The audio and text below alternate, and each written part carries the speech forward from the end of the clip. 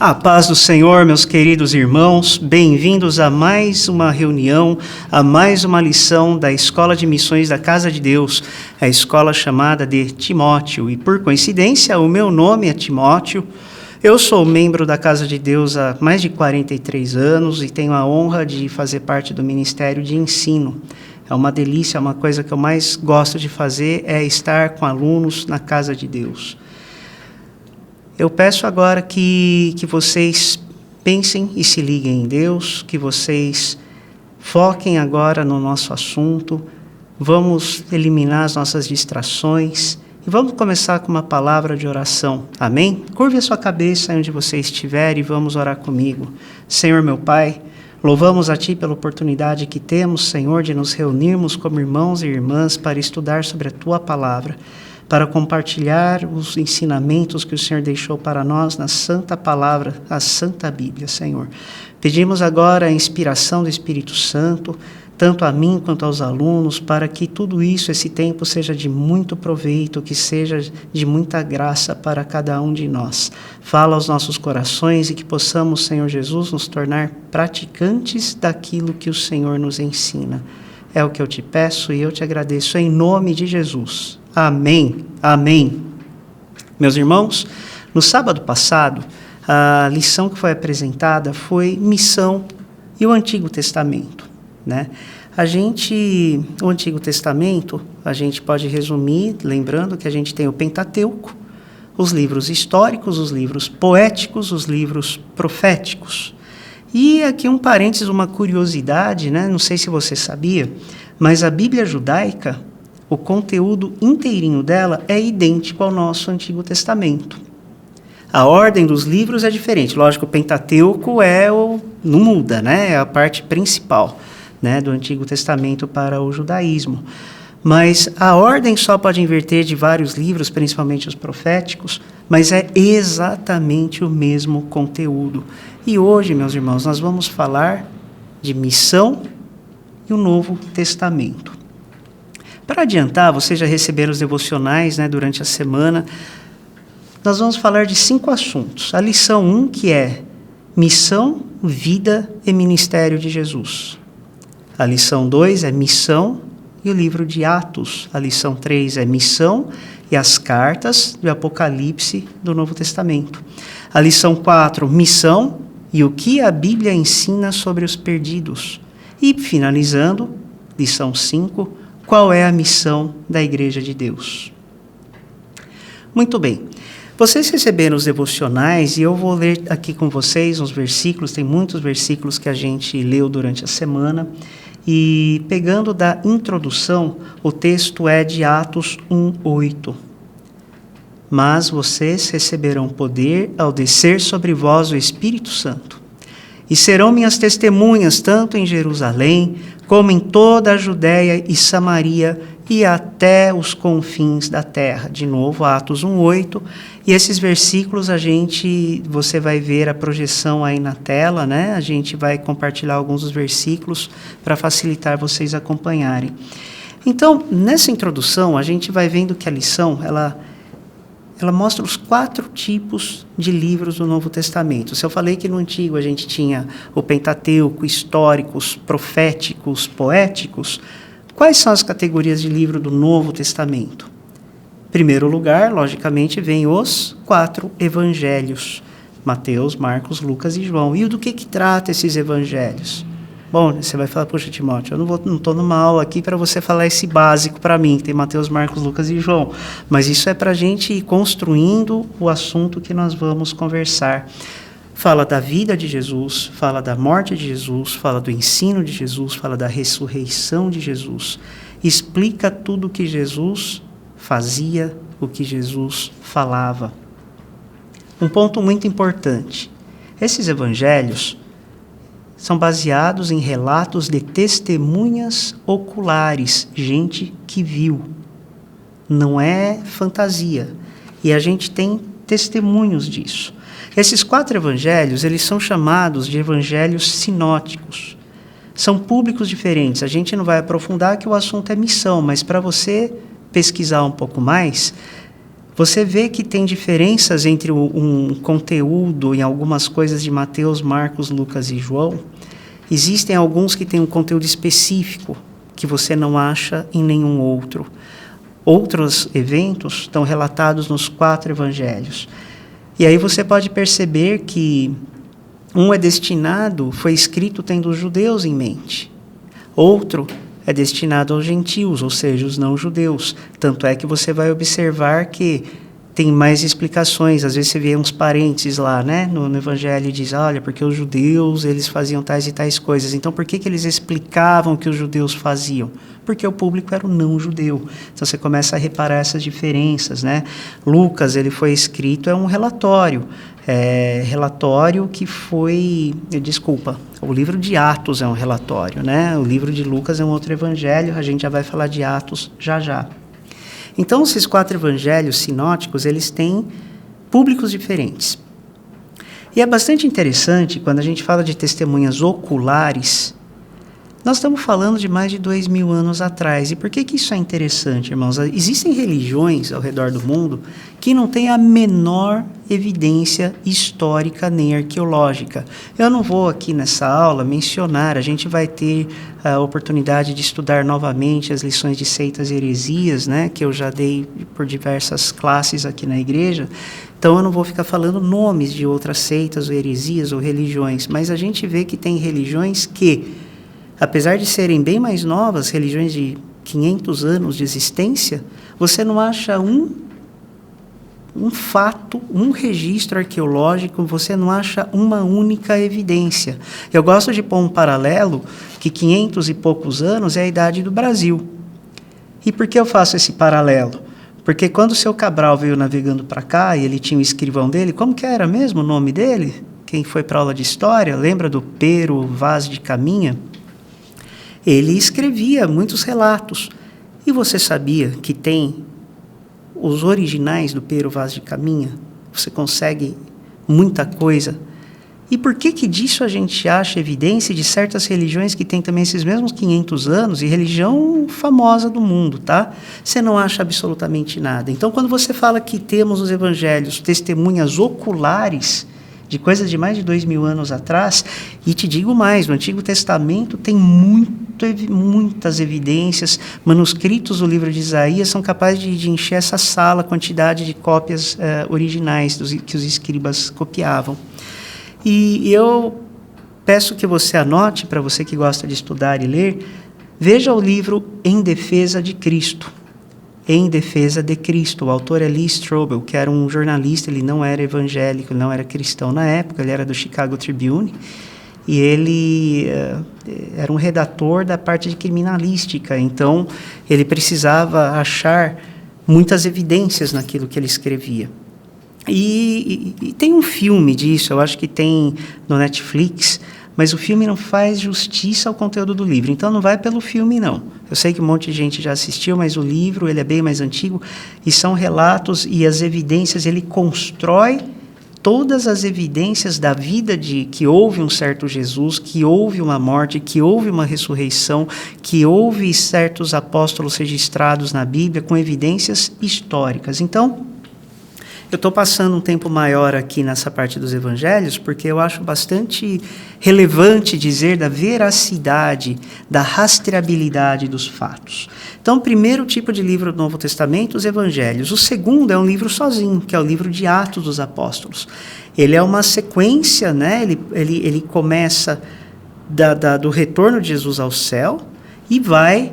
O começo da igreja, vai a chegada do apóstolo a Roma, apóstolo Paulo a Roma como um prisioneiro. O livro de Atos, ele foi escrito por Lucas, e esse sim, ele foi como um relatório, um tratado solicitado por uma pessoa chamada Teófilo. Então Lucas, ele começa na introdução e fala, Teófilo, estou aqui registrando os fatos e assim por diante. Então, de início ao fim, Atos dos Apóstolos é um livro de uma história missionária. Depois, a terceira categoria de livro do Novo Testamento é o que? As cartas, né? Cartas aos líderes da igreja. Então, quem que são? A maioria dessas cartas, apóstolo Paulo que escreveu, né? Fora Paulo, tem Pedro, tem Tiago, tem João, tem Judas. Essas são as cartas escritas, lembrando que não é o Judas Iscariotes, é lógico. São as cartas escritas de líderes da igreja primitiva. Eu posso acrescentar para você pesquisar também que o livro de Hebreus é o único das cartas que não há uma certeza, um acordo de 100% das pessoas que dizem que Paulo foi o autor. Então, quando se compara estilo literário e diversas outras coisas, tem uns candidatos adicionais. Paulo, assim, dizem, acho que 90% das pessoas concordam, os teólogos dizem ser Paulo, mas tem candidatos, tem uns que defendem Apolo, tem uns que defendem Barnabé e tem outros. Enfim, o importante é a mensagem que ficou lá registrada para a gente, né? Então, essas cartas eram fruto dos esforços missionários desses apóstolos e líderes originais da igreja. Eles alertavam, eles instruíam os crentes sobre aquilo que eles tinham visto, que eles tinham aprendido, né? E fortalecendo a fé deles. E, finalmente, o quarto tipo de literatura do Novo Testamento é o Apocalipse, que também é um livro sozinho. É uma revelação dada a João. E aí, tem cristão que tem debatido ao longo dos séculos e séculos a interpretação exata daquilo que está escrito em Apocalipse, né? Mas, na verdade, o objetivo não é você ficar tentando definir, nem dá para ser isso, quando acontecerão as coisas, qual uma data que vai acontecer, né? Mas o Apocalipse está para ensinar que a nossa missão ela é difícil, o combate, a oposição diabólica ela é complicada, mas é temporária, isso vai ter um fim, essa missão que nós estamos, ela terá sucesso, é um sucesso garantido. Então, Jesus ele não prometeu uma viagem fácil, mas ele prometeu uma chegada certa, né? No mundo tereis aflições, mas tem de bom ânimo, eu venci o mundo, e a coisa que a gente mais precisa é saber que o nosso empreendimento vai ter sucesso. Quando a interpretação do Apocalipse ela é complicada, a gente tem que fazer o quê? É orar. Fala, Deus, eu mesmo já fiz isso algumas vezes, eu não fico, quando a interpretação, quando é complicado tentar certas questões reveladas em Apocalipse, o que eu mais me preocupo é, Deus me dá graça para ser encontrado pronto no dia que o Senhor me chamar. Isso é o que é mais importante. Não é assim, se vai ser importante para mim, qual vai ser a data. Nem estou preocupado. Se for hoje a minha data, se for amanhã a minha data, que eu esteja pronto. Então, melhor que tentar decifrar a ordem dos eventos e o que exatamente vai acontecer, é você estar vigilante. Então, concluindo essa introdução, em todas as lições a gente tem uma pergunta de reflexão que vocês também receberam durante a semana. Mas eu deixo aqui, eu releio e vai ser projetado aí na tela para vocês, para que a gente depois discuta na nossa live, né? Então, para refletir, pergunta número 1. Primeiro, o que a Bíblia como um todo ensina sobre pessoas que nunca ouviram o Evangelho? Segundo, com base em tudo que vimos, o que a Bíblia como um todo nos ensina sobre a natureza da missão que Deus nos deu. É a missão mais importante do mundo. Então, a gente vai conversar depois na nossa live, né? Então, com essas duas perguntas, a gente tem uma base bíblica sólida para explorar a tarefa missionária. Com isso, a gente pode passar para a lição número 1. A lição número 1, o título é Missão, a Vida e Ministério de Jesus. Então, nosso tema é missão. Começando, então, por Jesus. O texto que a gente vê na abertura dessa lição é: Jesus lhes disse outra vez, que a paz esteja com vocês. Assim como o Pai me enviou, eu também envio vocês. João 10, 21. Então, se você leu o Novo Testamento desde o início, você vê que Mateus começa com uma genealogia, né? Então, tem toda a genealogia, é uma coisa, muitos nomes, e a gente, às vezes, se pergunta, mas coisa chata, né? Ficar lendo nome. Imagina quando a gente faz a leitura da Bíblia em um ano, e aí você vai lá para números, né? É cansativo, é. Mas a gente tem que lembrar, conforme também é escrito em Timóteo, que toda a Escritura é proveitosa. E aí você fala, mas tá bom, eu vou ler nomes, genealogias. Você sabe, uma das coisas que ela pode ser proveitosa é para providenciar evidências históricas, como já muita coisa foi ligada. Olha, na Bíblia teve um certo fulano e um dia escavações arqueológicas acham evidência daquele certo imperador, daquele certo rei, daquela certa pessoa que viveu naquela certa cidade. Então, tudo isso serve para quê? Para fundamentar a veracidade daquilo que nós vivemos, né? Então, toda a Escritura é proveitosa. Apesar de genealogia não ser a parte que a gente mais gosta, toda a Escritura tem uma razão. O que é bastante interessante com isso, né? Que Mateus, que essa genealogia, ele faz um link entre o Antigo Testamento e o Novo Testamento, porque ele vai puxando geração que fulano gerou ciclano, né? Você vai puxar lá, Abraão gerou Isaac, Isaac gerou Jacó, e por aí vai, gerações e gerações e gerações, até chegar a Jesus. Então, a primeira questão é que é um link. Essa genealogia, ela liga o que aconteceu até o Antigo Testamento, e aí, bom, chegou Jesus. Uma outra coisa que é bastante interessante, né, é o seguinte: a genealogia já mostra como Deus tinha o coração de Deus nas nações, né? No mundo antigo, a gente vê que as mulheres elas não eram consideradas, não eram contadas, elas eram muito mais discriminadas. Então, quando você vê a genealogia em Mateus, em Marcos e Lucas, você vê, na verdade, em Marcos não, mas em Mateus, tem só 5 mulheres, 5 nomes de mulheres, que é Tamar, Raabe, Ruth, Batseba e Maria. Interessante que as 3 primeiras, Tamar, Raabe e Ruth, elas eram todas estrangeiras, nem eram judias. E não vou, a função aqui não é para a gente discutir o que cada uma era, né? Você lembra a Ruth, do livro de Ruth, toda a história bonita que teve, Raabe, como ela ajudou os espias na conquista da Terra Prometida, e que ela é listada até mesmo em Hebreus como um dos heróis da fé, nesse caso uma heroína da fé, né? Cada uma representa uma história da graça de Deus, estendendo-se fora do povo de Deus. Então, desde ali, a gente já via a graça de Deus se estendendo a não-judeu, indiretamente. Você vê que a gente, às vezes, não liga esses fatos, né? E quando a gente chega em Jesus, é bastante interessante, porque a gente vê numa sequência genealogia, uma sequência masculina, né? Abraão gerou Isaac, Isaac gerou Jacó, e por aí vai, e vai chegando, chega em José. E não fala, e José gerou Jesus, ou José, pai de Jesus. Porque não era. Então, José, marido de Maria, da qual nasceu Jesus. Então, a genealogia de Jesus, José é a representação do pai terreno, mas seria errado dizer que José gerou Jesus. Como está escrito, Abraão gerou Isaac.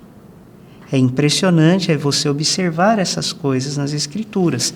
Então, meus irmãos, essa é a primeira pista que a gente vê que tem algo acontecendo.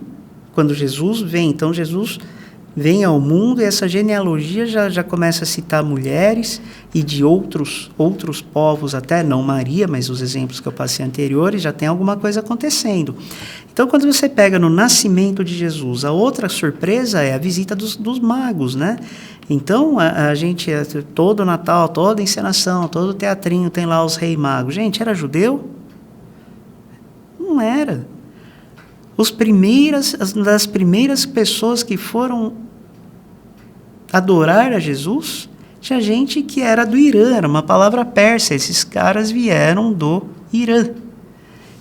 Então, é impressionante que esses homens sábios não eram os judeus, e eles já vieram adorar a Jesus. É a missão já atingindo outras nacionalidades, não dos judeus, antes mesmo de Jesus falar qualquer palavra, nas bebê recém-nascido, e já estavam pessoas de outras nações adorando a Jesus. E eu acho isso notável, né? Então, é uma coisa que às vezes a gente não observa, que é esquecido por quem lê, assim, correndo, os reis magos foram lá, que bonitinho. Tem muito mais conteúdo por trás disso. atraídos a Jesus por quem? Pela própria mão de Deus, levando essas pessoas a Jesus. A festa das nações estava começando, gente. Outro exemplo notável que a gente vê na missão, que você pode associar missão com a vida de Jesus, é a história do centurião. O que era um centurião, gente? Centurião era um militar, comandante de 100. Centurião, comandante de 100. Centurião romano. Era judeu? Não.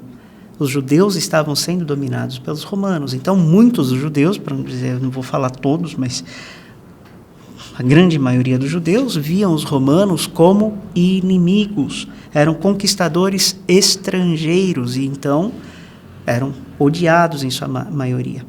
Então, o que acontece? Quando você já leu a história do centurião e que ele chega para Jesus e ele fala que o filho dele estava mal e que queria que Jesus o curasse. E Jesus se prontifica a ir lá na casa dele e o centurião fala assim: Jesus, obrigado, a contextualização aqui da nova versão timotiana da Bíblia. Obrigado, mas nem precisa, nem esquenta. Eu sei que o Senhor tem autoridade, eu tenho autoridade, as pessoas me obedecem. Eu falo para esse vai, ele vai, eu falo para esse fica, ele fica. Eu creio que o Senhor é a mesma coisa, basta uma palavra e meu filho vai se curar, vai ser curado. Jesus fala: não vi fé igual em Israel, não vi fé igual entre os judeus, para quem eu vim originalmente. Mas ele viu fé igual em um romano, que era odiado. Observem essas coisas. Então, veja que é um tipo de fé que nos dias atuais, uma pessoa equivalente a uma pessoa que pede uma oração para um pastor e fala: mas o pastor não veio nem me ver, estava doente, ele não veio na minha casa orar por mim, mas ele não foi no hospital me ver. Lógico, a gente é difícil de dar conta de todas as coisas, mas a gente também tem que desenvolver uma fé que, como a do centurião: pastor, ora por mim, ora comigo. Tá bom, pelo telefone. Ou não está podendo conversar? Minha irmã, eu orei por você. Então, a gente tem que ter essa maturidade como o centurião teve. Não é verdade? A gente tem que aplicar isso na nossa vida e não reclamar que o pastor não foi ao vivo lá orar por mim. Bom, então essa interação com o centurião era mais uma indicação que o ajuntamento das nações estava chegando. Aí a gente tem também evidências de missão e o fim dos tempos de Jesus. Então Jesus já estava em Jerusalém, seus seguidores estavam lá preocupados com o final da história, como é que vai ser, se uns achavam que Jesus iria ao céu e voltaria imediatamente, que iam se livrar do domínio romano, que Jesus era um rei político, né? E Jesus estava fazendo o pessoal entender que o evangelho do reino eterno é outra questão. E que esse evangelho ele será pregado, proclamado em todo o mundo, como está em Mateus 24:14. O propósito do momento da história, do final dos tempos de Jesus na Terra é o quê? A divulgação global do evangelho de Jesus a todas as nações da Terra. A gente tem também que é a grande comissão, né? A gente fala assim, é interessante que a gente falou até na outra lição, que pouca gente, inclusive eu, não associava missão ao Antigo Testamento. E a gente viu como tem tudo a ver, missão no Antigo Testamento. Se você perguntar para um crente aleatoriamente, pegar alguém da igreja, pode ser maduro de casa, fala assim, perguntar de missão na Bíblia, a probabilidade dele dizer que é a grande comissão é grande. É grande a chance da resposta estar ligada com a grande comissão. Então, como tem 4 textos, eu vou ler esses textos sobre a grande comissão. Primeiro é o de Mateus 28, 18 a 20. Esse é o mais completo. Toda autoridade no céu e na terra me foi dada. E depois fazei discípulos de todas as nações. Jesus, ele veio para os judeus.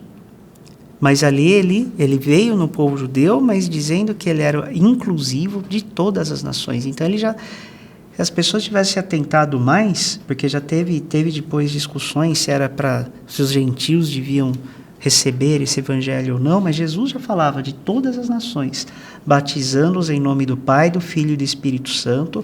Isso é um parênteses aqui adicional, que tem heresias que criticam o cristianismo, dizendo, não existe tal coisa como trindade, não tem tal palavra na Bíblia.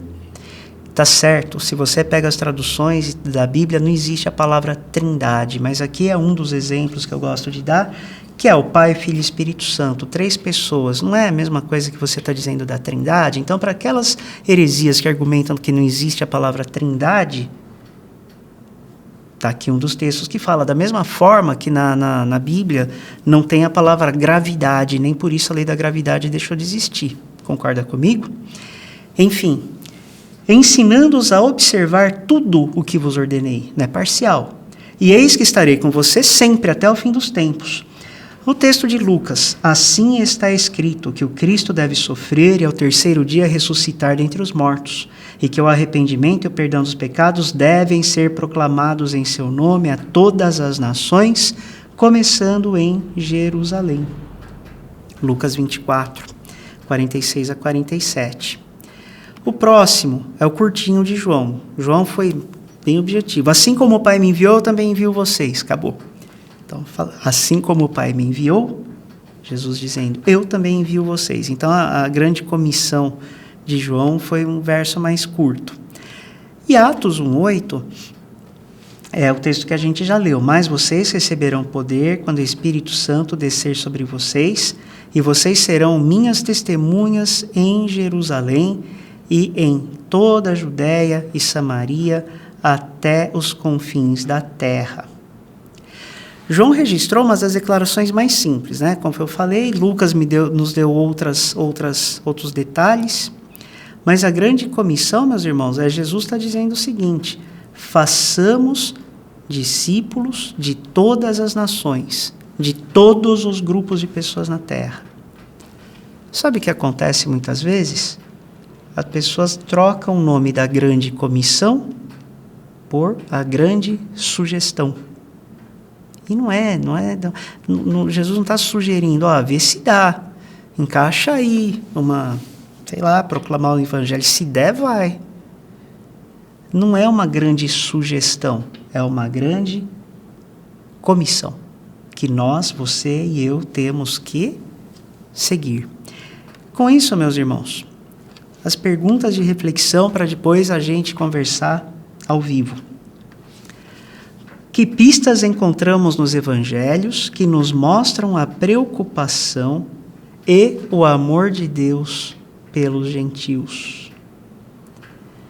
E quais são as diferentes maneiras pelas quais Jesus nos deu a ordem de levar o evangelho às nações durante o período antes de retornar ao céu?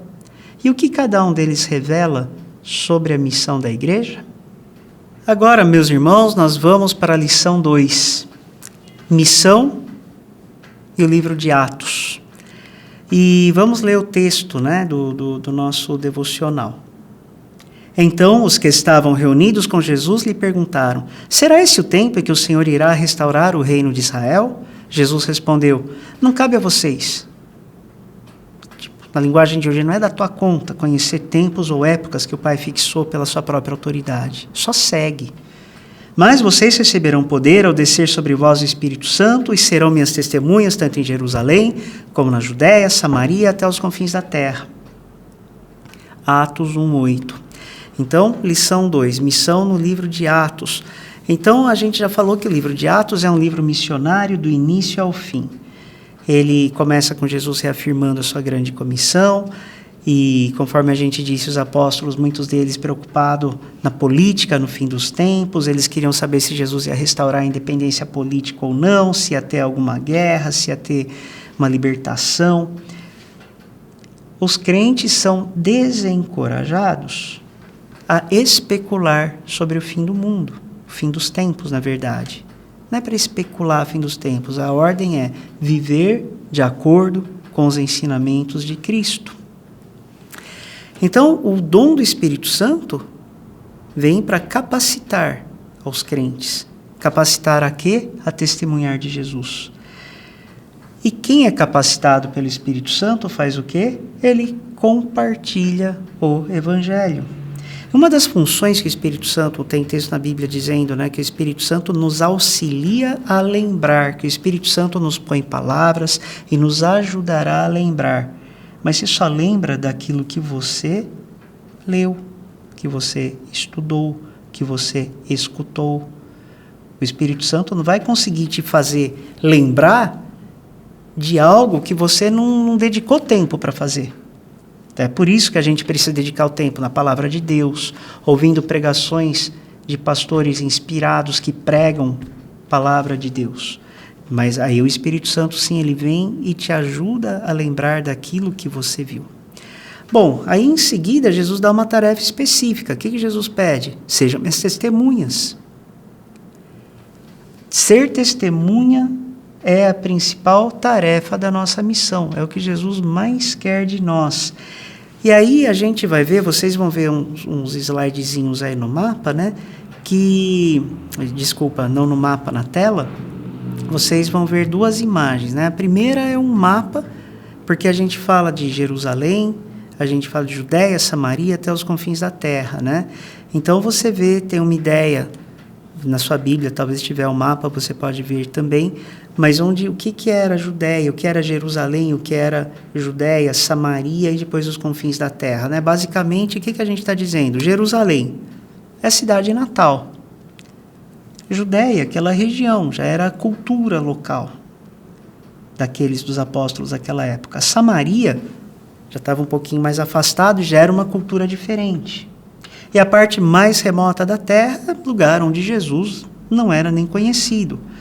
E qual que era a parte mais remota da terra, né? A gente sabe que as Américas não era naquele tempo. O que era o confim do mundo? Qualquer lugar onde o evangelho não chegou. Quem sabia que existia Américas naquele ponto? Até onde chegava? Até onde as pessoas andavam naquele tempo, né? Até onde chegou. Então, Jerusalém, Judéia, Samaria, até os confins da terra. E há alguns momentos de virada no livro de Atos, momentos decisivos que o evangelho rompeu barreiras significativas. Então vamos ver alguns deles. Lógico que o primeiro é o dia de Pentecostes, né, de Atos 2. O Espírito Santo é derramado sobre as pessoas que estavam reunidas, o Espírito Santo derramado em cumprimento das profecias do Antigo Testamento, do profeta Joel. E o resultado foi o quê? Uma poderosa proclamação do evangelho. E aqui, esse estudo, ele faz um comentário que foi a primeira vez que eu vi tal observação, que esse momento de Atos 2 é um pouco da reversão da maldição da Torre de Babel. A gente estudou a razão, a Torre de Babel com as diversas línguas na outra aula, como um ato de julgamento da parte de Deus. Gerou a confusão. E interessante que em Atos 2...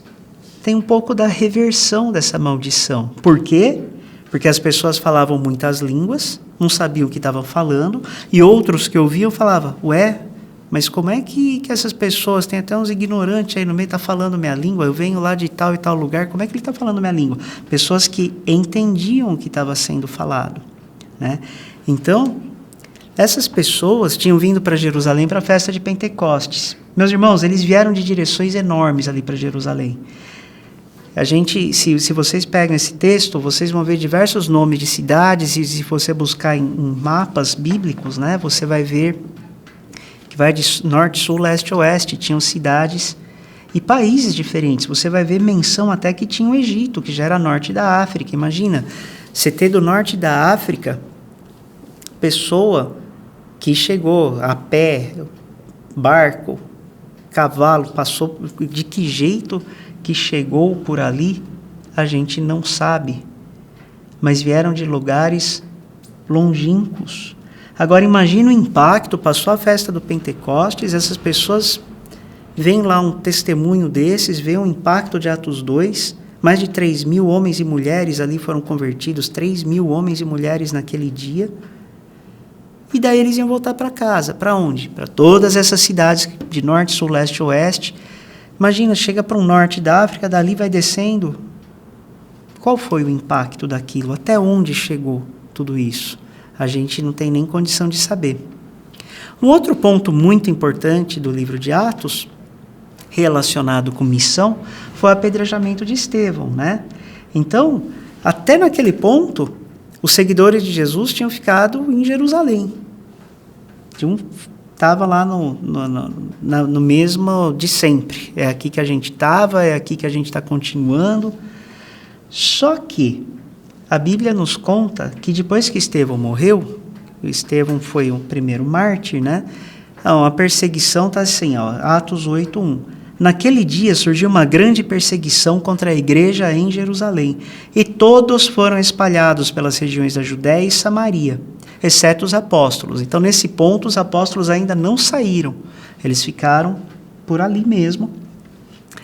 Mas várias pessoas, os primeiros cristãos, começaram a se espalhar por Judéia e Samaria. Irmãos, a gente vê muito livro dos mártires, histórias terríveis, né, que a gente já ouviu vários relatos em várias pregações, e já viram até filmes de gladiadores, a diversão em circos romanos como comida de leão, duelos com leão, tochas humanas, etc, etc. A perseguição teve um propósito. Se não fosse a perseguição, todos ficariam confortáveis ali onde estavam, e a palavra de Deus não seria esparramada. Então, a perseguição, ela teve um propósito também. Porque pensa hoje, suponha-se de repente houvesse uma enorme perseguição aqui no Brasil, né? É uma coisa, às vezes a gente pensa na probabilidade, é grande ou é baixa, não sei. Mas se de repente, por uma coisa terrível, fosse proibida qualquer manifestação de cristianismo, de igrejas abertas, de falar assim, eu sou crente em Jesus Cristo, sob uma pena de tortura. Será que a gente fica aqui? Falar, no Paraguai não está tendo isso, vou correr para lá. Na Argentina, vou correr para lá. Quantos fugiriam? É mais ou menos uma questão que estava acontecendo naquele tempo. Então, vários dos que foram para as outras regiões não estavam negando o evangelho, mas eles andaram, Atos 8:4 diz, eles andaram por aí pregando a palavra. Lembrando, eles não eram os líderes da igreja originais, eles eram os crentes, vamos chamar assim, de comuns, que fugiam da perseguição e proclamavam o evangelho onde quer que eles estivessem. Então, com isso, como Jesus estava falou na grande comissão, o evangelho agora já estava na Judéia e na Samaria. Ide por todo mundo, permanecer em Jerusalém, até que do alto seja revestido de poder. Aí já tinha atingido Judéia e Samaria, a proximidade mais curta daquela região. E dali por diante era até os confins da terra, né? E lembrando que Samaria, meus irmãos, Samaria, o povo era bastante discriminado, né?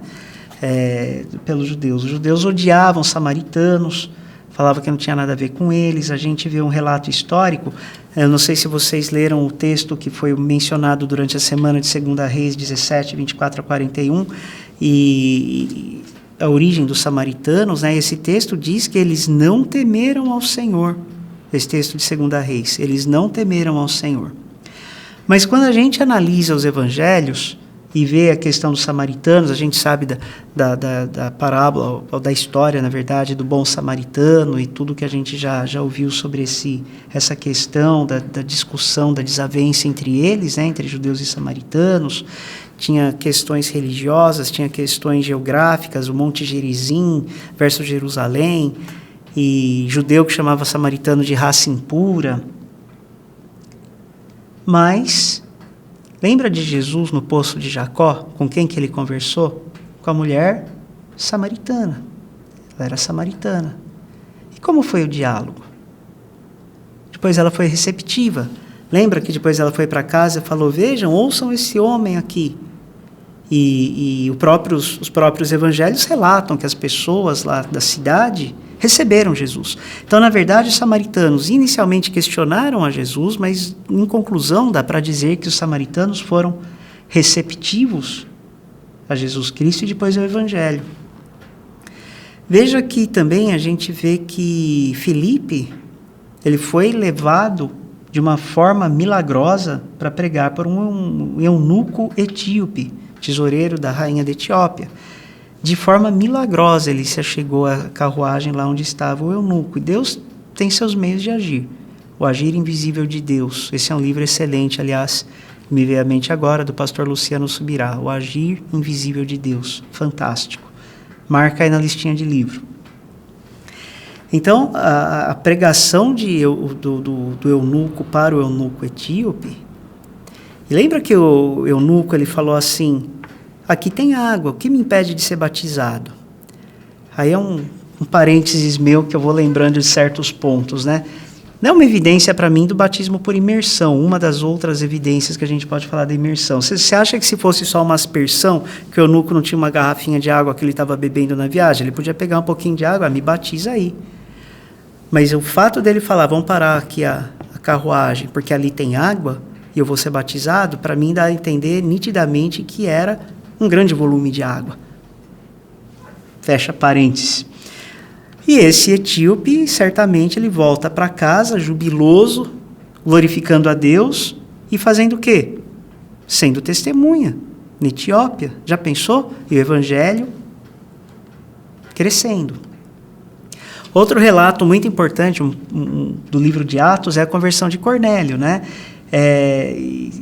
Quando Pedro tem uma certa visão, em resumo, Pedro via um grande lençol e estava atado pelas 4 pontas, então imagina fazendo uma grande trouxa, né? Um lençol gigantesco com todo tipo de animal e todos eles.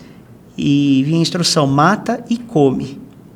E Pedro, judeu, praticante ao extremo, falava, de jeito nenhum, eu nunca vou tocar numa coisa imunda. Esse tipo de animal, lembra que tinha os animais que você podia comer, tinha os animais que eram os impuros, esses você não pode comer, e tinha lá nesse grande lençol animais impuros, mata e come. Pedro fala, não, é impuro, não vou comer. E Deus fala assim, não faças tu impuro ao que Deus purificou. E Deus teve que dar essa visão a Pedro 3 vezes, até que ele fala, não, tem alguma coisa. Até convencer Pedro a ir à casa do centurião romano. Aí ele foi, aí esse centurião, Cornélio também era um centurião, tá? Romano, outro centurião romano.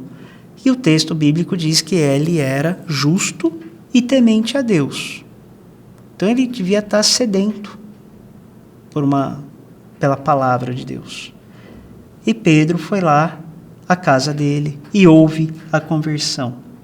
Então, desse ponto em diante já não tinha mais retorno, meus irmãos, não havia mais volta. A igreja era irreversivelmente multirracial. Não tinha mais volta. E aí temos a primeira igreja emissora. O que é uma igreja emissora? Era a igreja que mandava até missionários.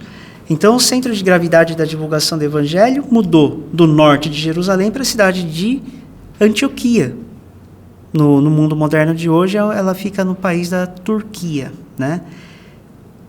Quem plantou a igreja lá não eram os apóstolos originais, eram pessoas comuns e nomes que a gente nem sabe. Quem fundou a igreja de Antioquia? Não sei. Mas essa igreja incluía judeus e incluía gentios. E, enquanto isso, também tinha Saulo, e estava a caminho de Jerusalém, você sabe a história, para perseguir cristãos de lá. Enfim, Paulo, o apóstolo Paulo, ele acabou em Antioquia como que um dos mestres da igreja ali, né? Então, o Espírito Santo levou os líderes a separar Paulo e Barnabé para fazer viagens missionárias intencionais. Então, a igreja agora estava acontecendo o quê? Tomando a iniciativa de levar o evangelho àqueles que nunca tinham ouvido o evangelho. E aí tem as viagens missionárias de Paulo, né? Paulo e seus companheiros fizeram várias viagens missionárias nos anos seguintes. E iam plantando igrejas em todo aquele mundo oriental. E o livro de Atos, a gente está falando aqui de missão e livro de Atos, ele termina com o quê? Né? A prisão de Paulo em Roma, ainda pregando o evangelho a qualquer pessoa que fosse lá visitá-lo, que fosse estar com Paulo. Então, essa é a conclusão da lição 2, dizendo missão no livro de Atos. E a pergunta que fica para a gente conversar é: quais são as barreiras pelas quais Deus impeliu os seguidores de Jesus na propagação do Evangelho de Atos? Quais são essas barreiras? E que meio Deus usou para empurrar através dessas barreiras? Como aconteceu tudo isso? A gente conversa na sequência. E agora a gente passa para a terceira lição. Missão e as cartas e Apocalipse no Novo Testamento. O texto que a gente se baseia é de Romanos 15, 20 e 21. Esforçando-me, deste modo, por pregar o Evangelho, não onde Cristo já foi anunciado, para não edificar sobre um alicerce alheio. Pelo contrário, como está escrito, aqueles que não tiveram notícia dele, o verão. E os que nada tinham ouvido a respeito dele, o entenderão.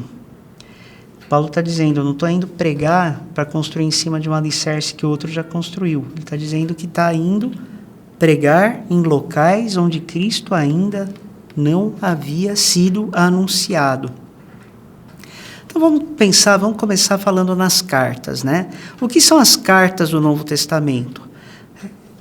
É parte estratégia missionária dos apóstolos. O que acontece? O apóstolo Paulo ele saiu, como a gente disse, e plantou igrejas em diversos lugares. Ele vai contando nas cartas onde ele foi, ou que ele está com saudade de uma certa pessoa. Ele sempre manda saudações ao irmão tal, à irmã tal. Então, ele ia plantando, formando líderes, mas ele não só formava uma igreja, plantava e depois deixava ao léu da sorte. Pensa uma coisa.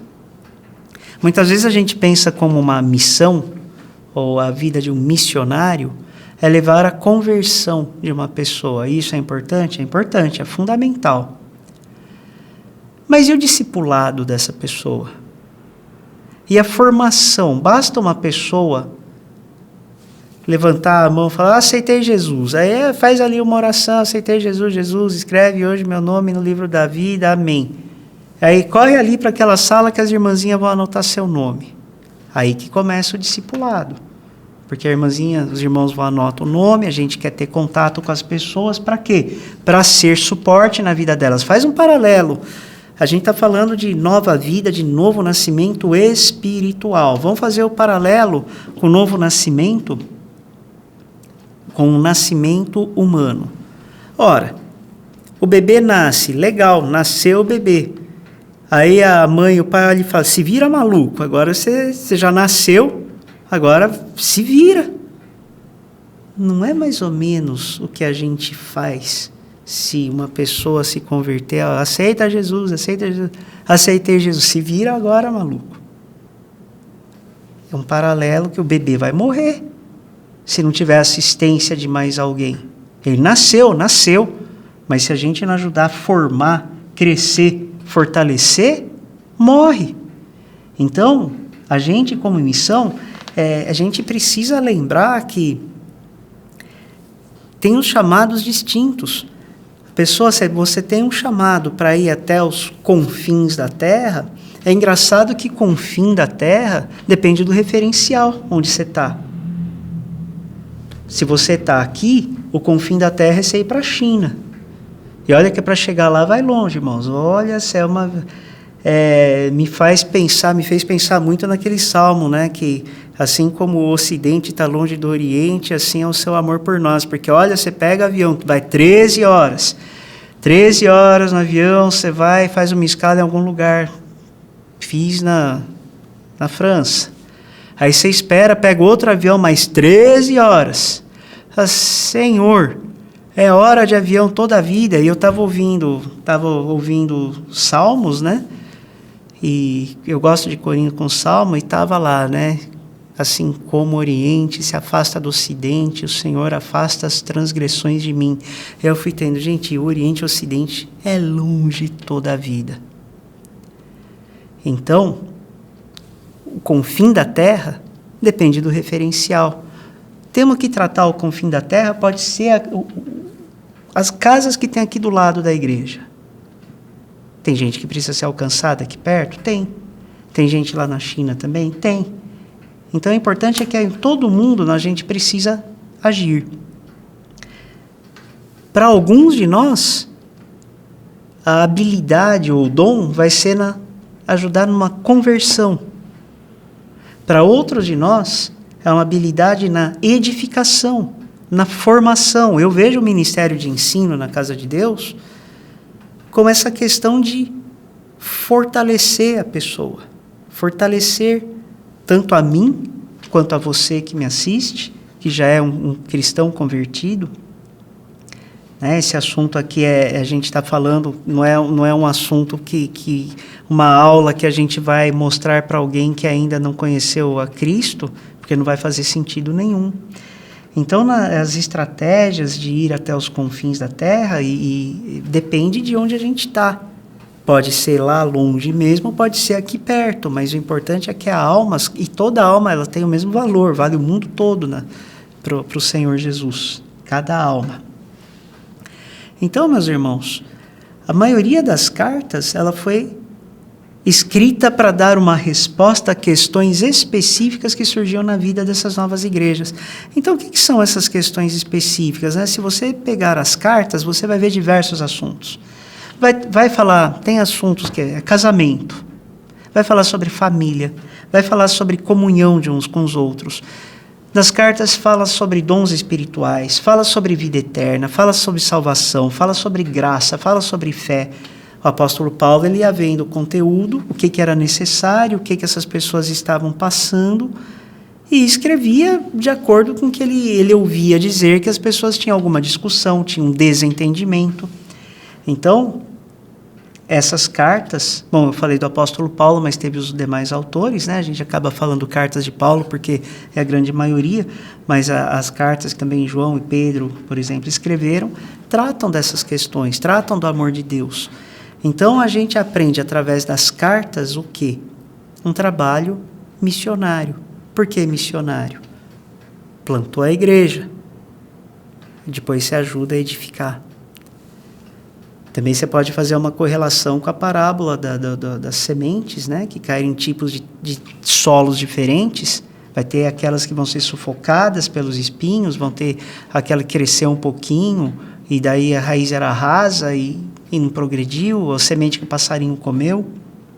Então, quando a gente faz essa edificação, a gente está ajudando ao quê? Solidificar as raízes, a fortalecer as raízes, que as pessoas têm no reino de Deus.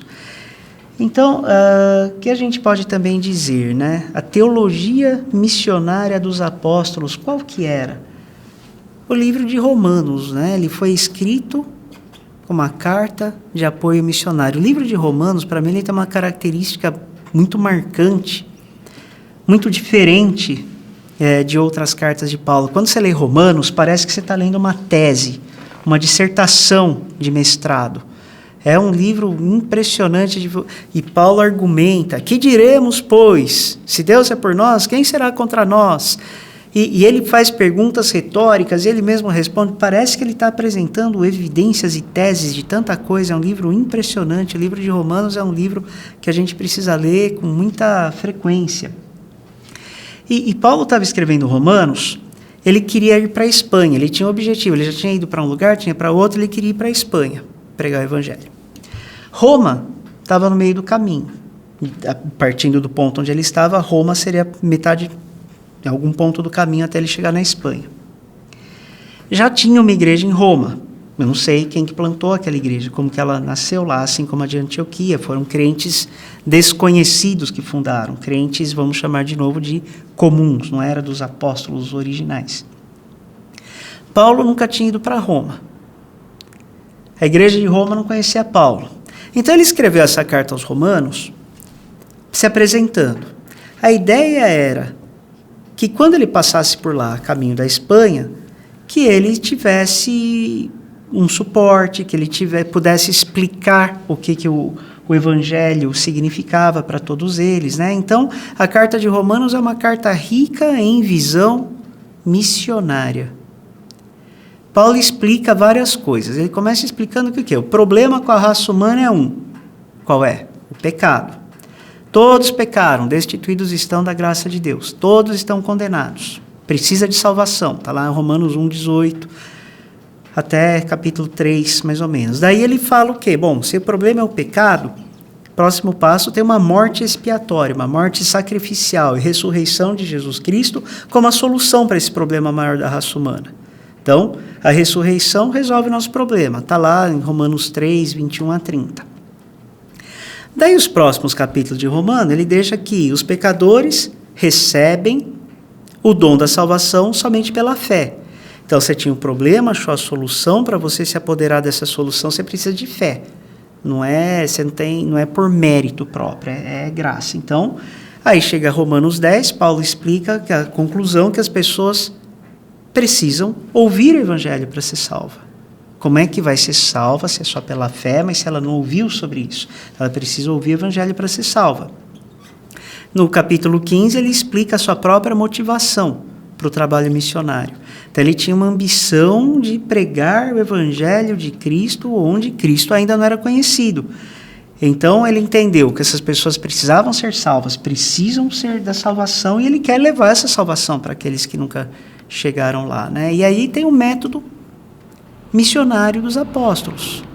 Aí a gente chega na carta de 1 Coríntios, por exemplo, que Paulo descreve a compreensão que ele entendia do papel missionário, né? Ele foi, conforme a gente já disse, um plantador de igrejas pioneiro. Não tem melhor exemplo de plantação de igreja do que Paulo. Tinha Apolo na Bíblia, que era um amigo de Paulo, que também esteve com Paulo em vários desses pontos e cidades, e Apolo construiu sobre esse alicerce, desenvolvendo e fortalecendo a igreja. Tá, Paulo pôs lá um alicerce, Apolo construiu sobre esse alicerce, aí existem pontos que falam, né, eu plantei, Apolo regou, mas Cristo que deu o crescimento. Gente, são tarefas separadas e devidamente importantes. Em tudo, numa empresa são pessoas específicas que fazem, o cara que é da qualidade é qualidade, compras é compras, engenharia desenvolve, e é para funcionar numa sincronia. Estou falando no mundo, pelo menos teórico, né? Cada um na sua habilidade. Ou se numa construção de casa, não adianta, o cidadão da eletricidade não é o cara indicado para a tubulação, por exemplo. E por aí vai. Mas qual que é o ponto dessa comparação? Cada um no seu trabalho constrói a casa. O resultado final é a casa que você está querendo ter para você e sua família. Então, todas as funções são valiosas. E não adianta ficar brigando. O que é o mais importante? Era o alicerce? Lógico, tem que ter o alicerce. Sem o alicerce, você não vai ficar de pé. Mas todas as coisas, se não sai do alicerce, também você não tem a casa. Então, não adianta ter aquela discussão, Paulo era mais importante, se Apolo era mais importante. Por quê? Tudo isso ajudou na construção da obra de Deus. E aí Paulo dá mais informações sobre a sua estratégia missionária lá em 1 Coríntios 9. E ele estava trabalhando transculturalmente, diversas culturas. Gente, essa questão de diversas culturas, entender diferenças culturais, é muito importante, né? Aqui Paulo ele está dizendo o seguinte: Paulo reconhece que ele era livre para comer o que quisesse, que ele podia ter uma esposa como Pedro tinha, os apóstolos, viver de acordo com a cultura judaica, mas que ele abriu mão de qualquer liberdade que pudesse impedir as pessoas de ouvir e receber o evangelho.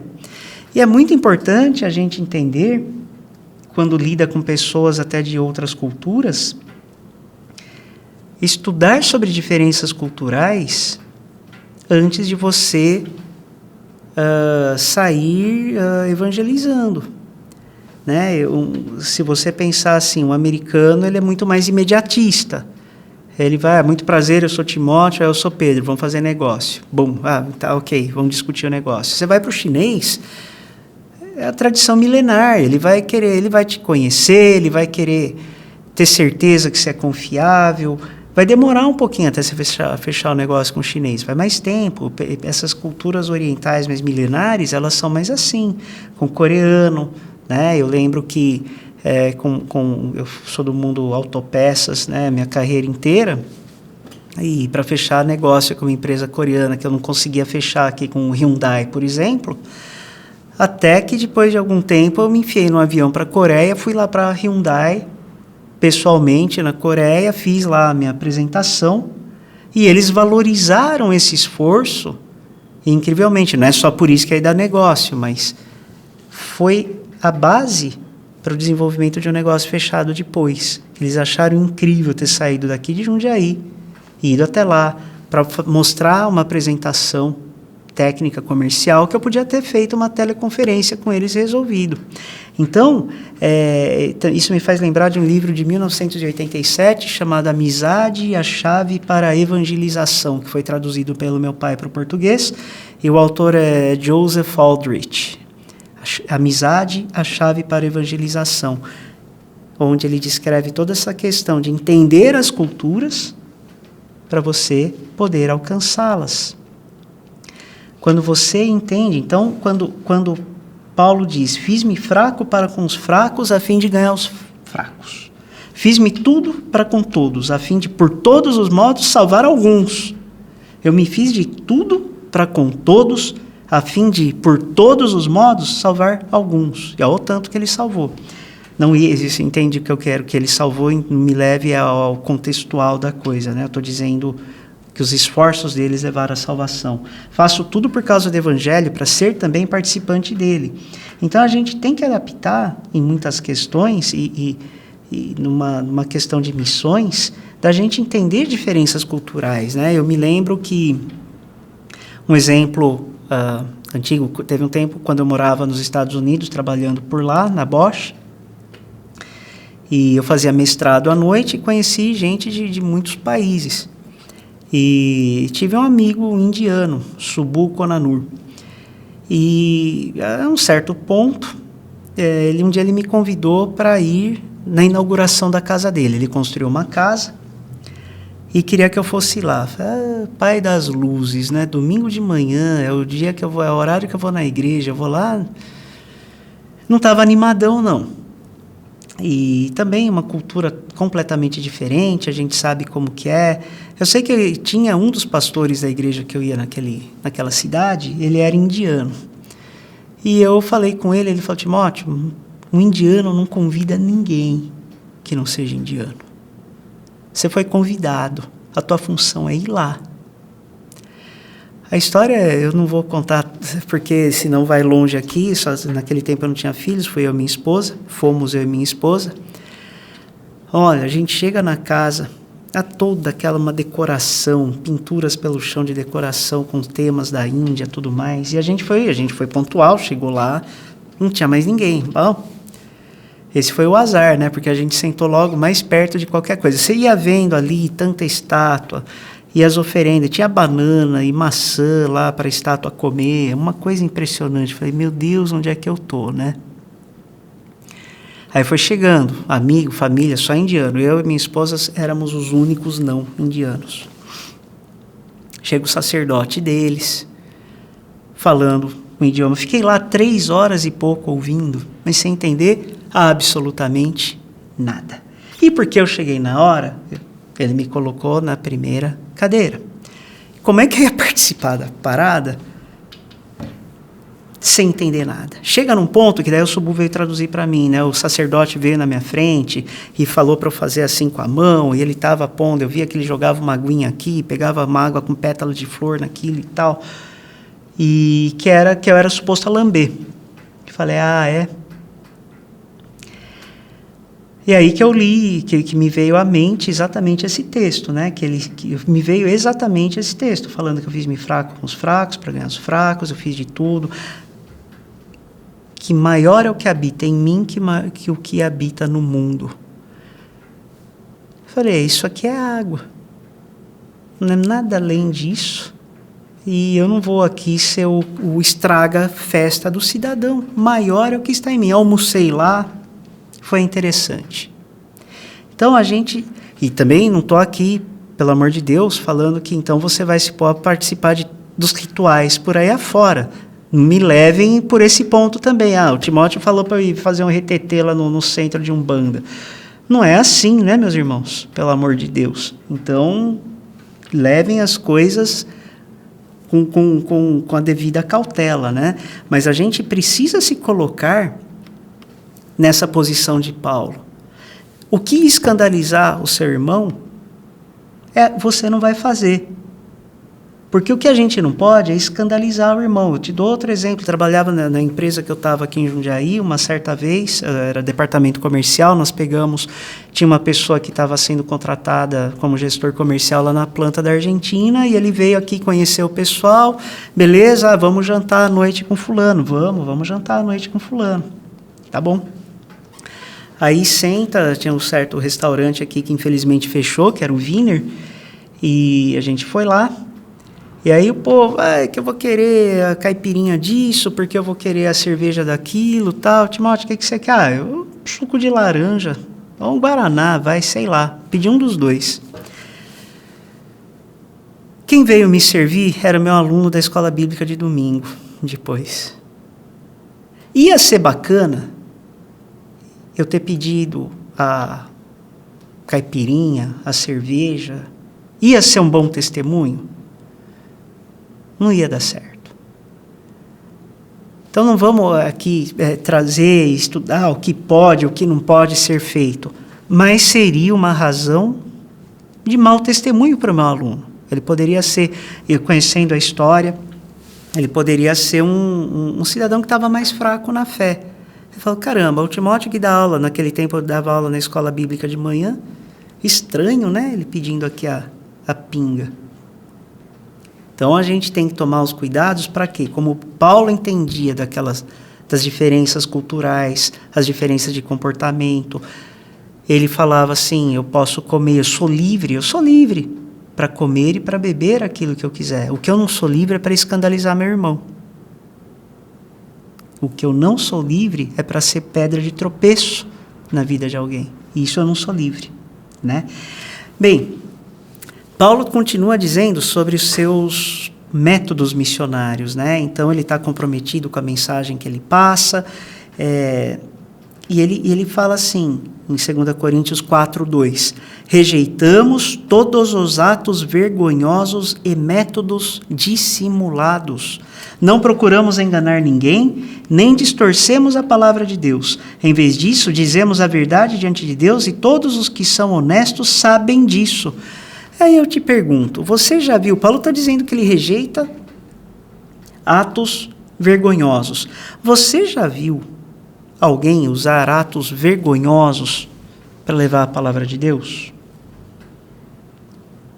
Mensagens distorcidas. Eu nem vou dar exemplo aqui para depois não virar polêmica, para falar, eu discordo disso, porque sempre tem os defensores.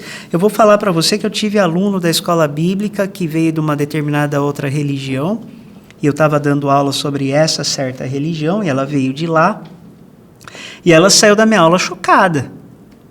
Não é possível, porque lá eu dava aula tão empolgada quanto você dá aqui, e não é tudo isso também. Essa mulher não converteu, meus irmãos. Para ser bastante sincero, ela nunca mais voltou na minha aula. Ela voltava nos cultos, a gente conversava alguma coisa, mas não é possível. Aquela certa religião, hoje eu não estou falando aqui dando os nomes aos bois demais, mas era uma coisa do fundo do inferno. E ela não estava convencida ainda que era do fundo do inferno. Bom, então, tem gente que usa métodos vergonhosos na pregação dos evangelhos? Tem. Mensagem distorcida? Tem. A gente tem que dar glória a Deus, porque a comida que você come aqui nessa casa é uma comida sólida, é uma comida de pastores que ensinam a verdade de Deus. Então, muito cuidado. Hoje, essa questão, tudo está no YouTube, tudo tem umas mensagens que você vê no Spotify. Eu dou glória a Deus por certas mensagens que eu vejo lá. Eu dou um exemplo, pastor Luciano Subirá, eu sou livre até, lógico que eu assisto da nossa igreja, o pastor Luciano já veio aqui, entre tantos outros, mas então eu te dou um exemplo. Eu ouço mensagens dele, esporadicamente, porque tem um conteúdo, mas cuidado com certos pastores que você vai ouvir por aí, porque tem um título de pastor, vê bem as mensagens distorcidas. E adolescentes, jovens que ainda talvez não tenham tanta firmeza, cuidado. Você que é pai, veja o que eles estão assistindo. Ainda bem se estiver procurando assistir mensagem bíblica, né, meu irmão? Já é um bom passo. Mas aí vê, filho, você está assistindo uma coisa de que igreja? O que essa igreja acredita? Qual é a missão, visão, valores dessa igreja? A Trindade é aceita? Jesus Cristo é o único Salvador? A Bíblia ainda é a verdade profunda dessa igreja? E tudo que está escrito na Bíblia é válido? Porque tem uns pregando uma inclusão complicada, né? Como Paulo se recusou a mudar a mensagem da Bíblia para tornar mais aceitável. Vamos fazer aqui da palavra de Deus um negocinho mais light, vai? A gente tem que ser mais inclusivo de todo mundo. Pessoal, tem gente que está querendo trazer o mundo para dentro da igreja. É a igreja que tem que ir para o mundo. Se você depender de trazer certos modismos para dentro da igreja, senão não vai vir mais, sei lá, jovem não vai vir mais na igreja se falar de tal e tal coisa, que não pode, que não deve fazer isso ou aquilo. Idoso não vai vir mais, ou não sei quem não vai vir mais. Meus irmãos, é a palavra. Tem formas diferentes de pregar? Tem. Desde que você não altere a palavra, que você não altere o conteúdo. E Paulo está falando, ele se recusa a mudar a mensagem para tornar mais digestiva. Vamos dar um negócio mais light e tal. Lembrando que ele também fala, não vos conformeis com esse mundo. O que é conformar? É tomar a forma de. Não tome a forma do mundo. O mundo faz muita pressão na gente. E a gente não pode deixar que essa pressão nos faça tomar a forma do mundo. Eu gostava uma vez eu levei numa classe, quando meus filhos eram menores, tinha mais os moldezinhos de massinha, né? Aquelas massinhas bem molinhas, estava fácil de ilustrar. Aí eu peguei lá, uma bola de massinha. Aí você aperta no molde que era para sair um ursinho. Aperta aquela pressão, liberou a pressão e você puxa lá, o ursinho. Conformou com a pressão do ursinho. Aí pega a bolinha e faz de novo. Aí você põe, o mesmo ursinho, amassou de novo, põe, saiu um carrinho. Saiu não sei o que. Isso é se conformar. De acordo com o modismo do molde que vem do mundo, se a pressão do mundo fazendo em você hoje é para você ser o ursinho, contextualiza isso comigo, né, meu irmão? Para você ser o ursinho, aí agora eu sou o ursinho. Aí o mundo vem, te faz outra bolinha, agora eu sou o carrinho. Agora eu sou o cachorro. Agora eu sou a florzinha. Não é assim. Não vos conformeis com o mundo, não toma a forma dos modismos do mundo, do que o mundo está dizendo ser a verdade. Então, a verdade é a verdade e ela é imutável. E essa é a verdade que a gente tem que propagar. E Paulo também, ele diz que ele nunca tirou vantagem das pessoas.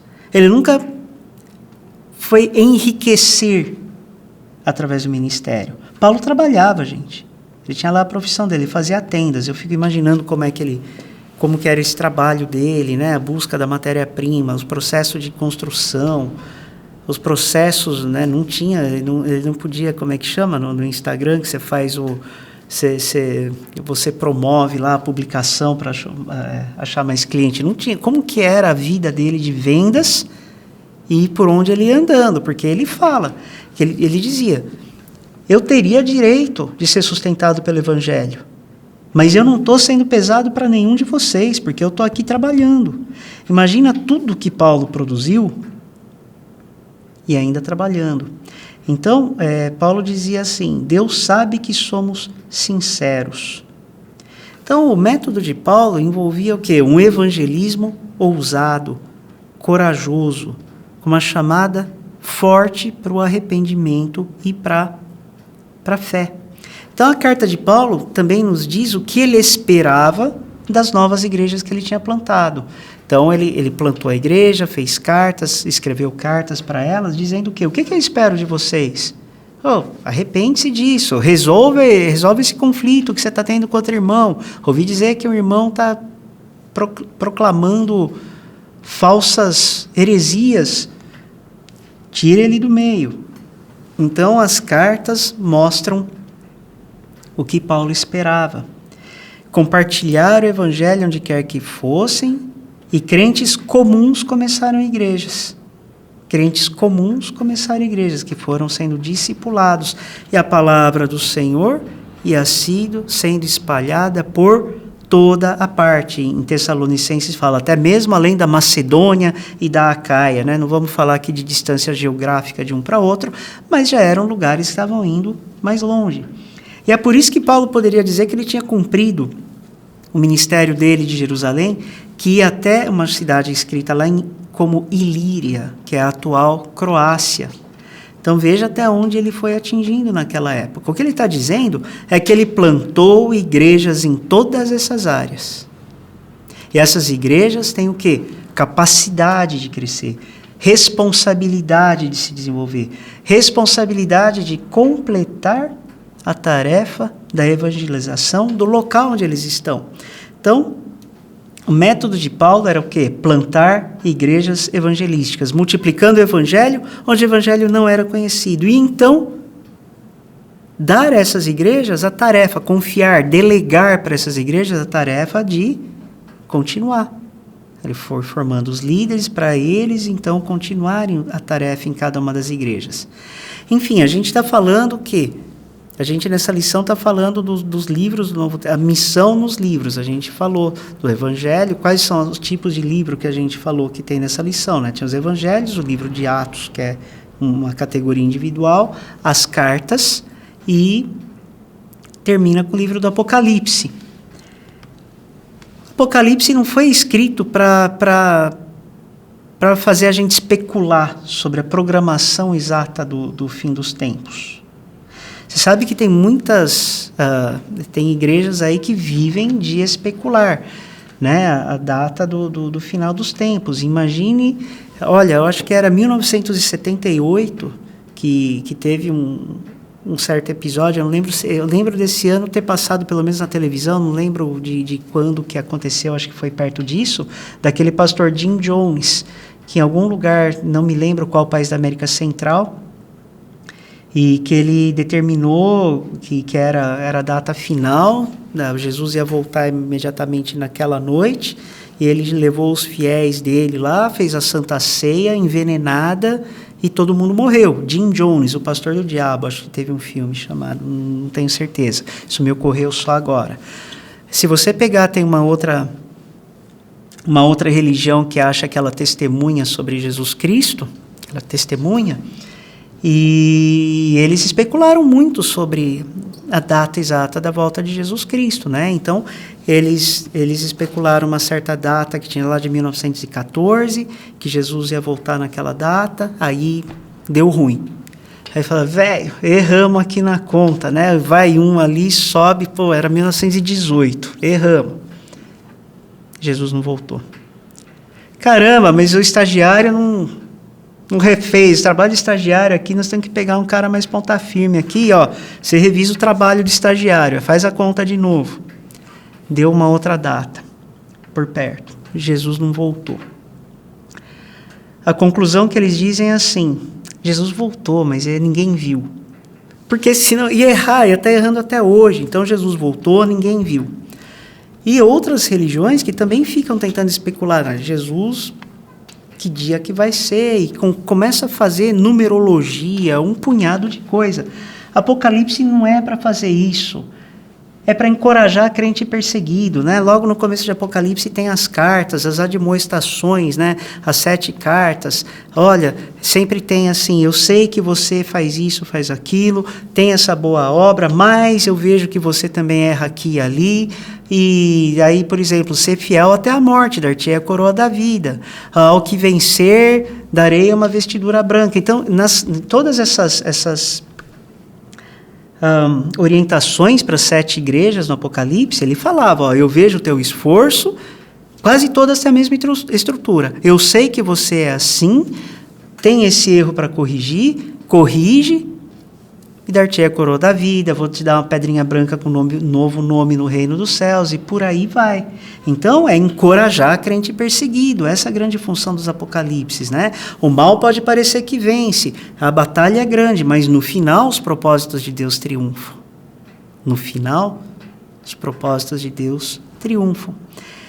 Então, Gente, mesmo aqui, o tema de missão à nação é claro. Veja que Apocalipse 5 diz assim, o versículo 5:9. Digno és de tomar o livro e abrir os seus selos, pois foste morto e pelo teu sangue resgataste pessoas para Deus de toda a tribo, língua, povo e nação. Todo povo, língua, nação. Então já é uma coisa que é uma questão missionária no último livro da Bíblia. Então a gente já viu missão lá do Antigo Testamento na outra aula, a gente está vendo aqui missão no Novo Testamento, e no fim do Novo Testamento, o livro de Apocalipse, já menciona gente de todas as línguas, de todas as nações, que é o cumprimento da promessa de Deus a Abraão, né? Que todos que seriam Abraão, seus descendentes, todos os povos seriam abençoados através dele, né? Então, no final da história, aí voltando à questão da Torre de Babel, é impressionante, essa questão vamos dizer, da punição de Babel, do julgamento de Babel, vai ser completamente destruído, né? Lembrando, Babel é um ato de julgamento, pessoas confusas, esparrama e não consegue alcançar o objetivo deles. Atos 2, desce o Espírito Santo, pessoas falam em línguas, não sabem o que está acontecendo, gente que é de outro país, outra região, fala, nossa, ele está falando a minha língua, então começa a reverter Babel. Quando, então, no final da história, quando você e eu estivermos a Deus louvando a Ele no seu trono, todas as línguas do mundo serão usadas para louvar a Deus. Não é incrível? Eu não tinha pensado nunca sobre essa questão de Babel, do começo até Apocalipse. Eu achei fantástico. Promessa de Deus que a salvação alcançaria toda a terra, todas as nações da terra. Então, meus irmãos, aqui vamos para uma conclusão dessa lição, né? A gente vê que a Bíblia, do começo ao fim, é o livro sobre o plano de Deus para as nações e sobre a missão que Ele nos deu de levar as boas novas de salvação para todos eles. E as perguntas, então, que agora vão aparecer na tela para a gente discutir depois o que nós aprendemos nas cartas do Novo Testamento sobre os métodos missionários dos apóstolos? O que aprendemos sobre seus motivos e estratégias? De acordo com Apocalipse 5, a pergunta 2, o que Jesus pretendia fazer quando derramou o seu sangue na cruz? De acordo com Apocalipse 7, quem encontraremos no céu? Bom, meus irmãos, agora nós vamos para a quarta lição. E o texto de Atos 4:12 é: e não há salvação em nenhum outro nome, porque debaixo do céu não existe nenhum outro nome dado entre os homens, pelo qual importa que sejamos salvos. Não há, debaixo do céu, nenhum outro nome que importa que sejamos salvos. E você pode ver que o nome de Jesus Cristo, quando você estuda as religiões do mundo, o objetivo principal é tirar o nome de Jesus de evidência. Eu sempre digo que pode ser com emoção ou sem emoção. O que eu quero dizer com isso? Você pega sem emoção aquelas mais orientais, mais filosóficas, calminho, porque todas as religiões têm um público-alvo. Tem quem gosta da coisa calminha, vai ficar de boa, mas não tem Jesus lá, tira Jesus. De repente ele foi um mestre, de repente ele foi uma boa pessoa. Tem para aqueles que são muito estudiosos, né, os cientologistas e tudo mais, tira Jesus de cena. Ou quem gosta mais com emoção, agito, ver mesa rodar, coisa cair, voar e sacrifício, sangue esparramado, tem também. Religião para quem gosta dessa situação. Vamos hoje sacrificar ali um bodinho. Tem também. E o nome de Jesus é tirado. Então, o nome de Jesus, a estratégia do diabo é tirar o nome de Jesus de cena. É minimizar quem era Jesus. Então tem religião que ignora, nem penso em Jesus, não existe, nem vou considerar. Ou desprezar a Jesus, ou rejeitar a salvação de Jesus, tirar Jesus de cena. E esse texto diz que não há outro nome debaixo do céu, pelo qual importa que sejamos salvos. Então essa lição 4, ela diz assim, missão e o que a Bíblia ensina sobre os perdidos. Se a gente acreditar que o problema da humanidade é a pobreza, é o racismo, é a ignorância, é a opressão, é a saúde, sei lá o quê, e a gente concentrar nossos esforços para resolver esse determinado problema, a gente vai ter o quê? Mudança social. E são problemas reais. É legal ter diferença de renda, essa diferença que a gente vê em tantos países, inclusive no Brasil? Não é. É uma coisa que precisa ser resolvida? É. Se resolver a pobreza, você vai resolver a vida eterna da pessoa? Não vai. O racismo, é a mesma coisa. A saúde. Hoje, pensa um negócio. Alguém poderia dizer que hoje a principal questão do planeta é resolver a questão da Covid. É importante resolver? É. Mas será que se você tivesse num grupo de discussão da faculdade, um debate, tem lá uma aula de filosofia, você tem, sei lá, uma aula do quê? Ou no trabalho, uma roda de discussão e fala, pô, qual o principal problema da humanidade hoje? Você fala, eu sei, é o pecado. E aí? Como que as pessoas que falam de você? É lógico que você não dá para você só pregar o evangelho para uma pessoa que também está com necessidades diferentes.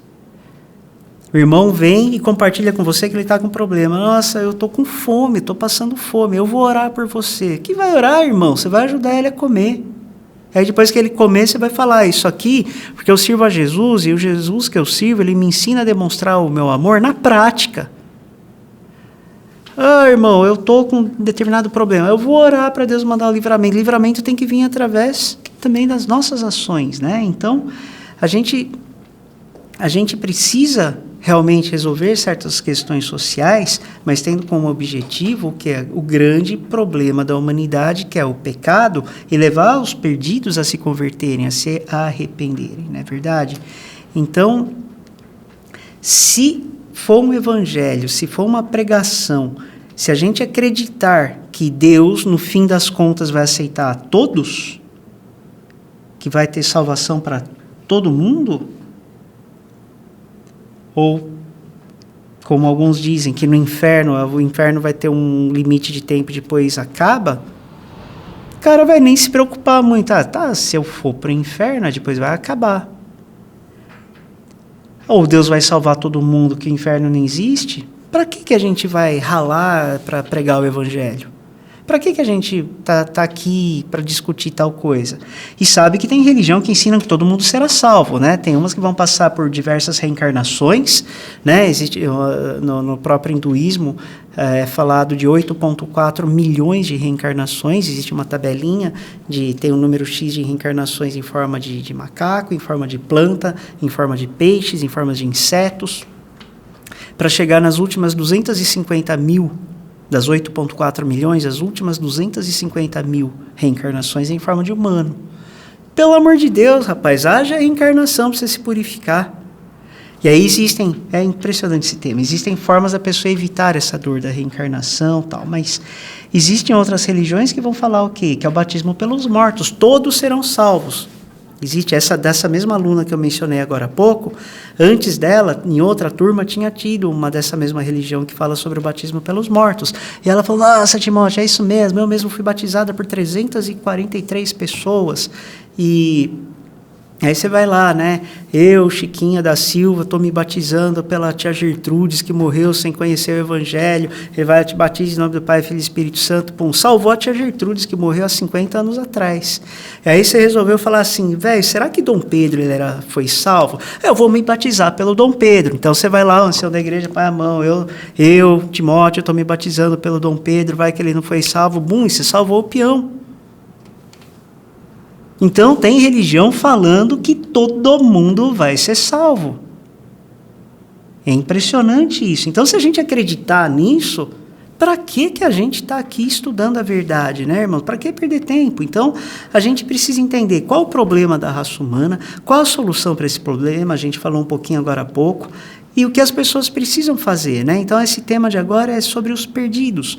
Então, qual o primeiro problema? Lógico que todas essas questões que a gente falou, pode ser fome, pode ser doença, ignorância, injustiça, crime, discriminação de todos os tipos, são importantes e a gente precisa consertar? Precisa. Porém, a Bíblia nos diz que a gente precisa entregar nossas vidas a Cristo para ter a salvação e a vida eterna. Porque a causa, o buraco é mais embaixo, como a gente diz, é o pecado, né? Enfim, o pecado, a gente já sabe, todo mundo fala, qual a origem do pecado? Você vai me dizer, é o jardim do Éden. Virou uma praga universal. Aí eu vou perguntar para vocês, perguntar para o mais simplista, qual foi o pecado? Ele comeu a maçã. Ok. A criança vai falar comeu a maçã. O mais instruído vai falar, foi a desobediência. Muita gente fala realmente da desobediência. E eu particularmente, eu defendo ainda um ponto além da desobediência. Eu digo que a origem, o pecado, foi a incredulidade. Increr, não crer, falta de fé. Incredulidade. Incredulidade no quê? Deus falou, se você comer o fruto da árvore, certamente morrerás. A serpente falou, mano, para. Que balela isso aí que vai morrer. Levou a pessoa, Adão e Eva, a duvidarem dessa real punição. Então, eles sabiam, a desobediência seria a alimentação daquele fruto. Mas, por não crer que a consequência seria real, não vai morrer nada, velho. Não vai morrer, a incredulidade é que gerou o pecado. Então, meus irmãos, cuidado, a fé nossa ela tem que ser muito alimentada, a fé dos outros tem que ser alimentada, porque quando a gente vai deixando de ter a fé, a falta da fé no que Deus diz nos leva à desobediência, que nos leva à separação de Deus e que nos leva à condenação eterna. Então, o pecado, ele se torna uma praga universal, todo mundo, aí Romanos fala que todos pecaram, destituídos estão da graça de Deus, todo mundo é pecador, que o pecado escraviza e corrompe, né, a vida de uma pessoa e da natureza humana, e que o pecado provoca a ira de Deus contra nós, e essa ira de Deus provoca a separação, consequência disso é a morte e o inferno, e essas consequências, quer saber, é completamente justa, porque Deus deu a regra. Lembra, meus irmãos, a única coisa justa seria Deus mandar para o inferno, mas Deus não manda ninguém para o inferno. Quando alguém fala, o seu Deus, ele é ruim, porque ele manda as pessoas, põe a pessoa no inferno. Não vai mandar para o inferno, porque Deus não manda. Primeiro, o inferno foi criado, não foi para os homens, foi para os diabos e seus anjos. E aí Deus fala o quê? Eu quero que você esteja comigo. Na casa de meu pai há muitas moradas, eu fui preparar lugar para você, para quando onde estiver você vai estar lá também. E aí você fala assim, mas Deus, eu não gosto de você. Deus vai falar, eu não te quero, Deus, eu não estou a fim de morar com você. Então você tem outro endereço para escolher. Então, há casas preparadas para você e para mim. Mas se a gente resolver que não quer ir, é Deus que te mandou para o inferno? Não, então para com essa solução, com essa questão de falar que Deus manda para o inferno, ok? Seria justo ele mandar, mas ele providenciou uma solução. Qual que é essa solução? A solução é o sacrifício de Cristo. E esse sacrifício de Cristo é a boa nova, é o evangelho. E esse evangelho é para ser pregado. Jesus Cristo viveu a vida perfeita que eu deveria viver. Ele morreu para pagar o pecado que eu deveria pagar, para suportar aquilo que eu merecia suportar. Ele fez isso por mim, ele fez isso por você. Ele ressuscitou dos mortos, triunfando permanentemente sobre o pecado, sobre a morte e sobre o inferno. Esse é o valor de Deus, é a graça imerecida, é a graça que nos alcança incondicionalmente. E a resposta que a gente tem que fazer, então, para as pessoas encontrar a solução é arrepender. Precisamos de arrependimento. Marcos 4, 14 e 15. Arrepender e depois crer no Evangelho de Jesus. Arrepende e crê. Mas também, depois de crer, a gente tem que ter a transformação. Eu venho como estou, diz o antigo hino. Eu venho como estou. Sim, Deus nos aceita como está, mas daí, depois que Ele nos aceitou e nós estamos com Ele, precisamos o quê? De transformação, de novidade de vida, de ser nova criatura. Aquele que está em Cristo, nova criatura é. O que era passado, ficou no passado.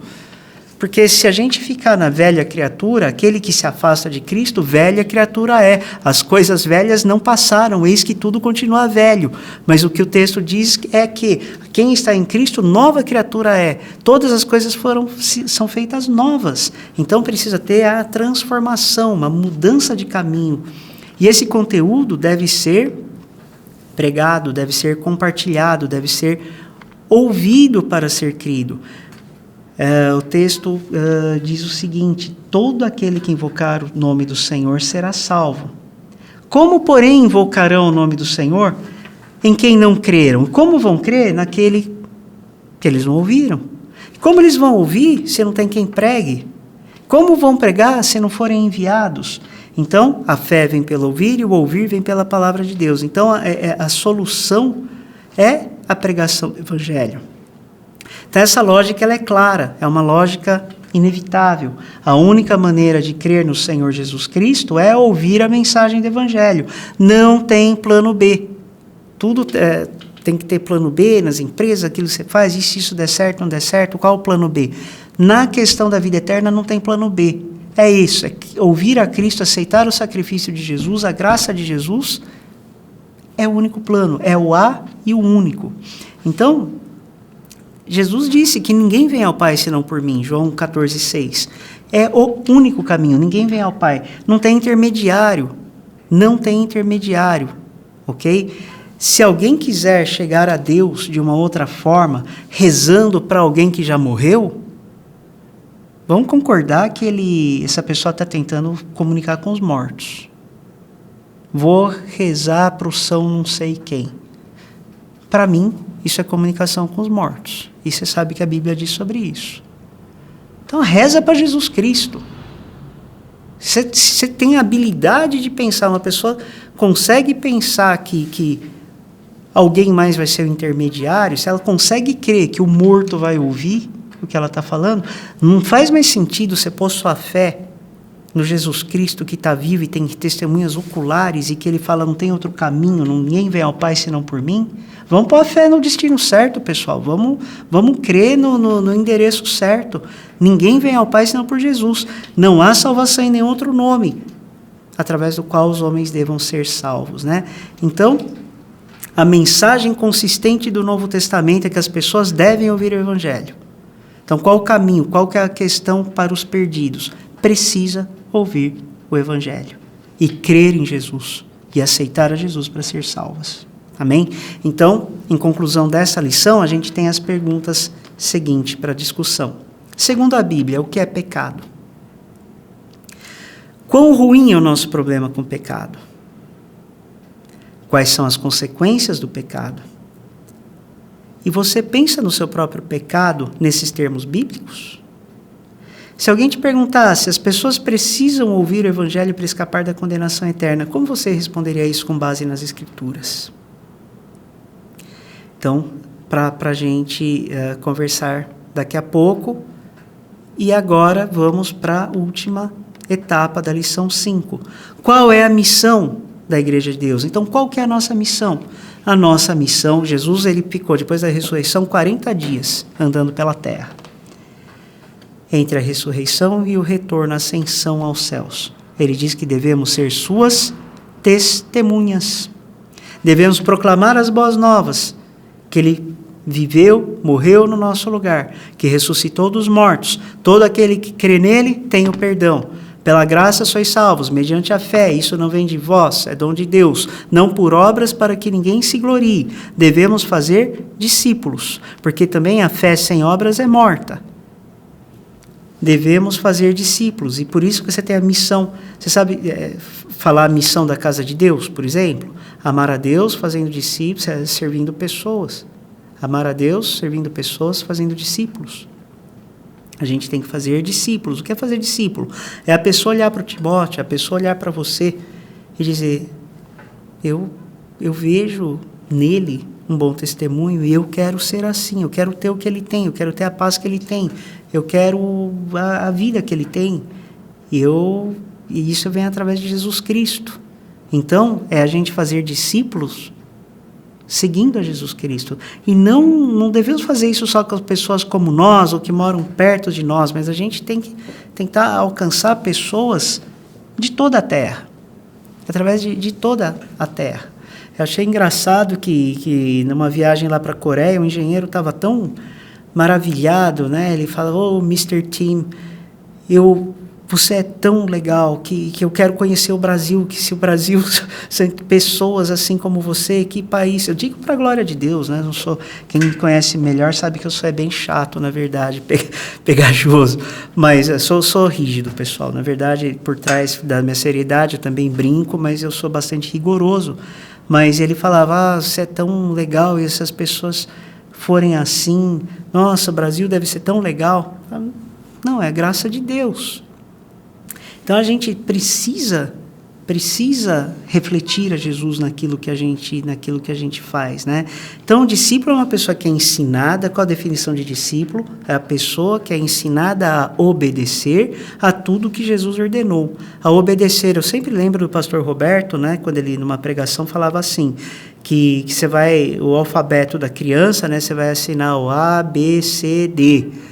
E que quando o cristão entra na escola, o alfabeto que ele aprende é obedecer.